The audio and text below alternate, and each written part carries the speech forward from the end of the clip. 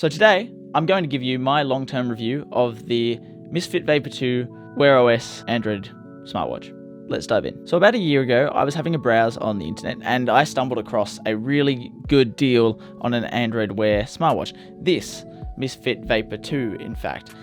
And it looked really good. It was $100, but you got a 46mm Android Wear OS smartwatch. It's got an AMOLED display, and it had NFC, GPS, and all that jazz. So I bought it. And, you know, overall, it wasn't a bad smartwatch at the start, kind of. So the first one I bought, I set it up, and it was all great, and it was sending me notifications. It was working really well. And then the NFC just didn't set up. It just wouldn't work. I had a look online, had a look in some forums, and sure enough, it was a fairly common issue where just the NFC wouldn't work. There was no real solution to it except return it and get a new one if you could. So that's exactly what I did. I was able to return it, get a new one, and the new one's, this one's NFC worked completely fine.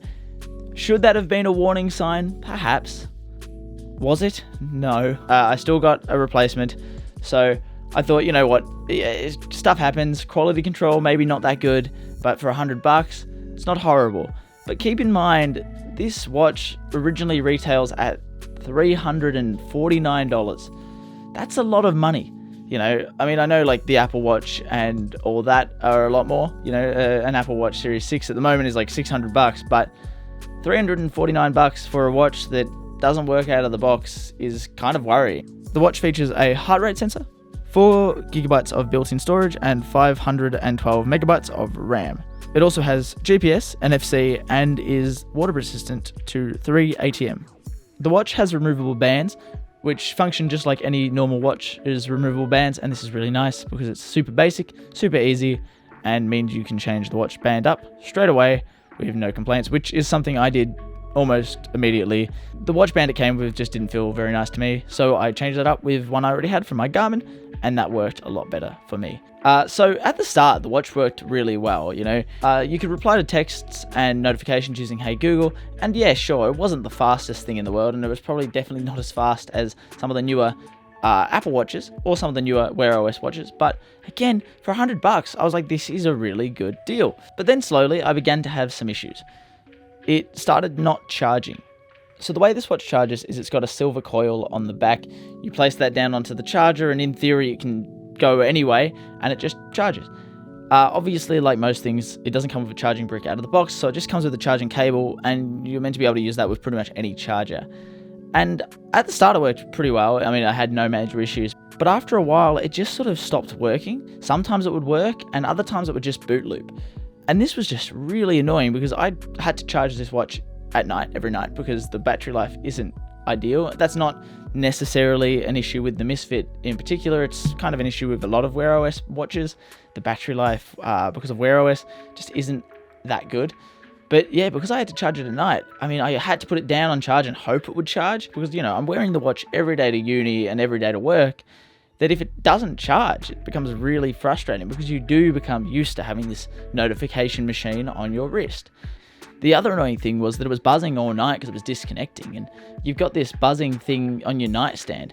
It becomes really annoying and really irritating to the point where you just don't want to use it because it drives you insane. And I never worked out a fix for this charging issue. I mean, I sort of problem solved it a few times. I changed chargers and I thought that might have fixed it, but I think I was kind of just lucky and sometimes it would work. I would use a fast charger and I thought that worked, and then I tried using a 5-watt slow, like old Apple charger, and I thought that worked.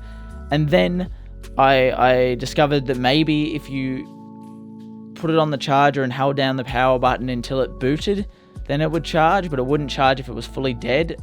But the issue is that I've never actually been able to work out a complete solution that worked every time. And it just got to the point where I literally just put the watch down one day and then just didn't wear it. And that's a shame, because the Misfit Vapor 2 is and was a fairly competent smartwatch. You know, I've done a fair bit of damage wearing this watch. I fell off on my electric skateboard going at probably like 20k an hour, right onto my hands, right onto my arms. Watch hit the ground, scraped along the ground. I mean, I did more damage to my hands. There's like scars on my knuckles from me scraping my hands up. And yet this watch survived really well. I mean, I was sure that the screen would smash, and it didn't. And there's just a few little like scratches on the ends, which, you know, that's kind of almost just normal wear and tear for wearing one of these watches. I mean, I wore it to work, I wore it to school, I wear it everywhere, and it did just survive, physically just survive. But obviously, it didn't survive well enough.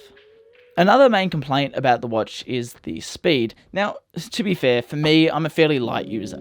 While I like having all this tech, I don't really use it to the best of its abilities, mainly because some of the features you just can't do when the battery life is so poor. But I would wear this watch every day. I'd get notifications from all my apps, and it worked really well in that sense.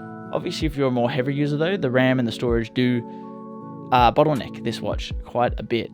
It's only got 512 megabytes of RAM, which is nothing in compared to modern smartphones and computers and all that. But for a smartwatch, it's kind of common. It's not great though. That's not good, because for Wear OS especially, it just bogs it down, and it uses the RAM so fast that the watch always feels really slow. So swiping from menu to menu, it works, it's fine, but it's so laggy that it does just feel like you're wasting time. You know, you could pull out your phone faster than that, and then why bother having the smartwatch on your wrist? So as far as the user experience goes, it's definitely not the world's best and the world's smoothest user experience overall. One good thing about the watch is the always on display. If I'm wearing a smartwatch, I want it to function like a normal watch, which means I want to be able to look at it and be like, oh yep, that's the time. I don't need to touch anything. So an always on display is kind of something that I need. I pretty much refuse to buy a smartwatch without that, because then what's the point of wearing a watch? I mean, yeah, you have features like tilt to wake, and that's good too, and that works fine. But ideally, I want to have an always on display just so I always have it there, always can look at it. Other people can look at my wrist and look at the time without having to, you know, ask me, and it's no major issue. So I think that should just be a common thing.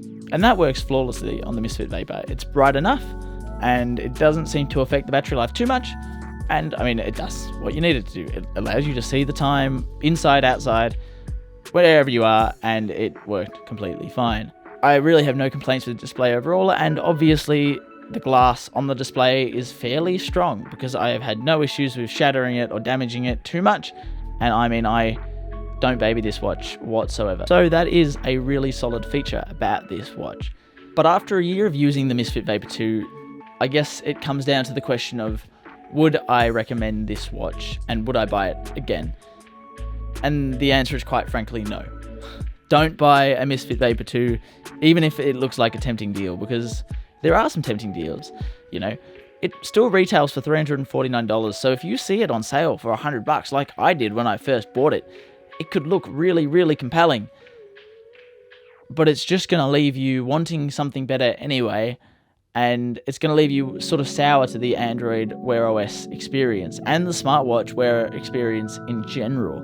You know, it works fine. It works okay some of the time, and it does do most of the functions kind of alright. You know, it tracks your steps, it has GPS, it has NFC, it shows you notifications. So all those things are there and they all work, but not to the standard they should. Not for the price tag you're paying, even at $100. So no, don't buy this watch. You should look for something a little bit more expensive, because trust me, after having both this Misfit and this Oppo smartwatch, it is crazy how different they are. This Oppo has 1 gig of RAM.